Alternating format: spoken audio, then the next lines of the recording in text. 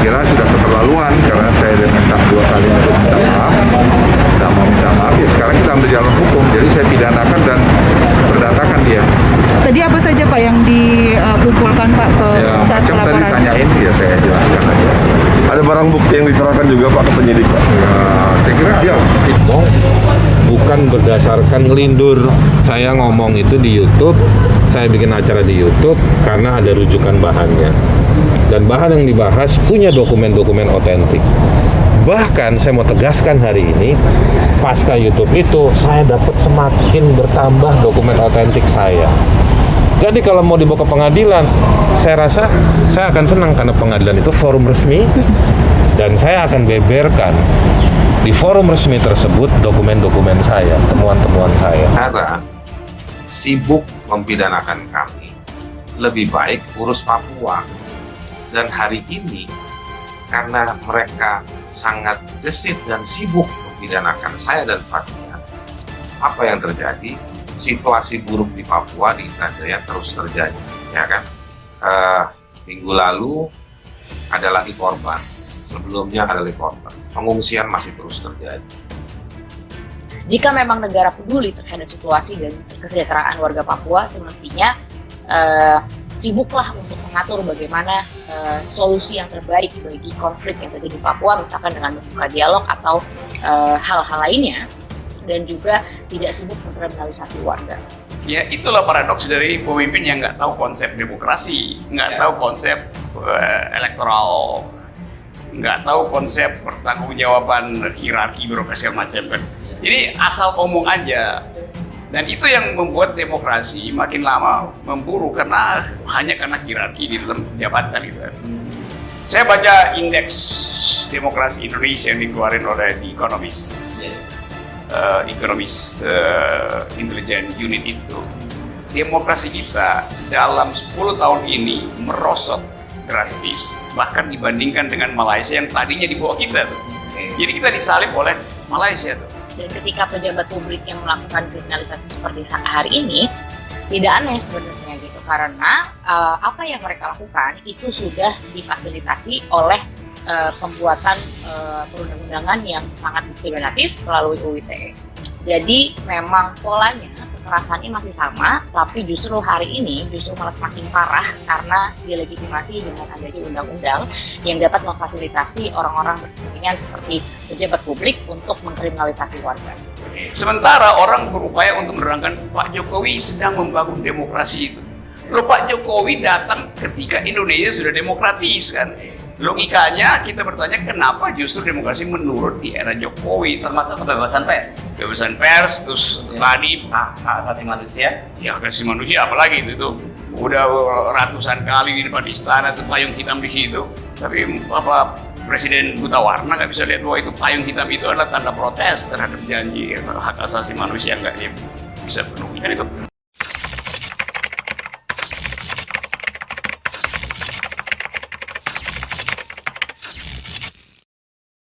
Satu soal yang sampai hari ini ya, satu namanya soal Papua.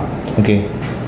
Soal Papua ini sebetulnya situasinya terus memburuk, tetapi ditutup-tutupi dengan isu-isu NKRI, nasionalisme, melawan makar, melawan kemerdekaan Papua dan lain-lain.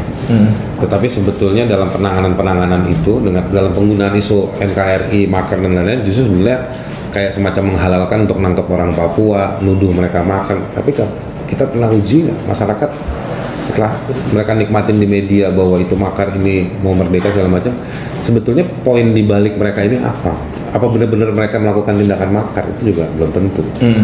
Ya kan, tapi apa yang memotivasi mereka sampai mereka mengkritik, melawan, dan sampai begitu keras kepada negara? Ternyata kan ada eksploitasi yang luar biasa di tanah Papua itu. Kekayaannya diambil, ya, dirampok habis-habisan.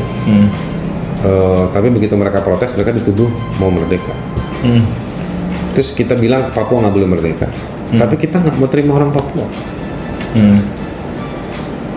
Ya kan? Iya. Jadi dari sisi lingkungan hidup, sumber daya alam, dari sisi hak sipil dan politik, dari sisi sosial, kita ini punya masalah.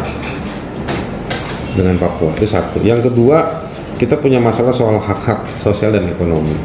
Ketimpangan-ketimpangan itu terjadi, ya kan? Nggak sampai 1% orang di Indonesia itu menguasai lebih dari 60% kapital atau tanah di Indonesia. Indonesia ini kan 2/3-nya air, jadi sepertiganya tanah. Yang sepertiganya itu hanya dikuasai lebih dari 50% hanya pada segelintir orang. Sementara tingkat kita bangga sama tingkat pertumbuhan ekonomi, tapi tidak ada pemerataan.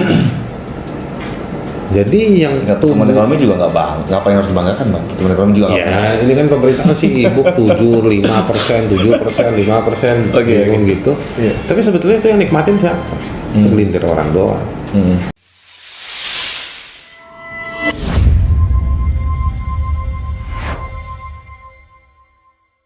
Suara Haris Azhar menggelegar. Opung Luhut mohon dengar baik-baik. Saya tak melakukan fitnah. Aktivis hak asasi manusia. Haris Azhar menegaskan dirinya tak merasa video berjudul Ada Luhut di balik relasi ekonomi ops militer Intan Jaya bermasalah. Menurut Haris, pengunggahan video ini tak melanggar hukum. Haris justru membuka ruang dialog terkait eksplorasi dan eksploitasi blok Wabu di Gunung Intan Jaya, Papua. Oleh karena itu, Haris merasa tak perlu untuk meminta maaf kepada Menko Maritim dan Investasi Luhut Binsar Panjaitan. Saya dianggap menyebarkan berita bohong, tapi saya tidak melakukan fitnah. Ujarnya dikutip dari kanal YouTube Refli Harun Selasa 22 Maret. Haris pun belum paham maksud dari berita sebenarnya yang disampaikan oleh tim kuasa hukum Luhut. Pasalnya video yang diunggah di kanal YouTube pribadi Haris itu direkam berdasarkan rujukan laporan valid. Laporan tersebut menurut Haris merupakan hasil kajian 9 organisasi non-pemerintah. Laporan itu sudah dipublikasikan sebelumnya. Ini bukan pertama kali dipublikasi di tempat saya, begitulah ungkapnya.